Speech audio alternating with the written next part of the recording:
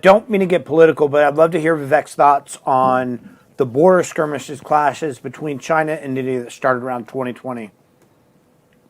Okay.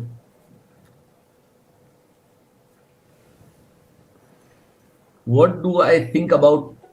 So it's all about, again, I've kind of said it earlier.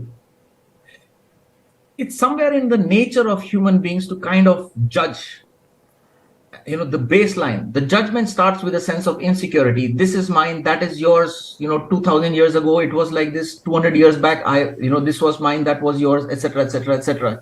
Human beings living at a lower sense of consciousness, dividing themselves into various penny packets and fighting with each other, right? And deploying their highest capability, their highest sense of potential, which is coming out of insecurity. That is why it is so lethal, why it's so deadly, and why it is so distasteful, right? Where it's just distasteful. Just imagine, like, you and me, we're just regular human beings, right?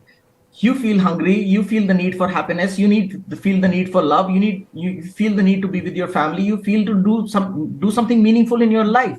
When you're on your deathbed, it won't make a tack of a difference to you whether you are at the end of life.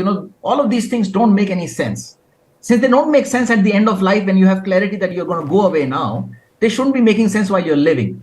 So now when you translate that into simple thing, what do I think about it?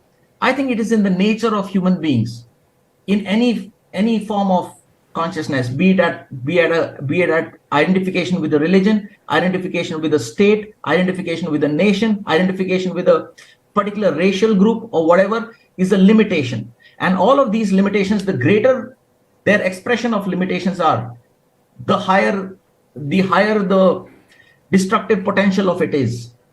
Ultimately, it's a game.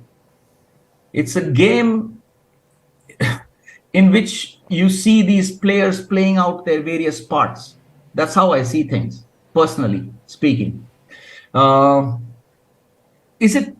Can India and China really afford to go to war? I don't think so. I don't think anybody can afford to go to war really go to war in today's day and age. Right? Especially big markets, especially neighbors, India and China. It's like one body, and wearing a shirt and a trouser, right? And the shirt is telling the trouser that, I'm better than you, and the trouser is telling the shirt, I'm better than you. But actually, they need to be together, right? So ultimately, these are just, little games being played by big gods.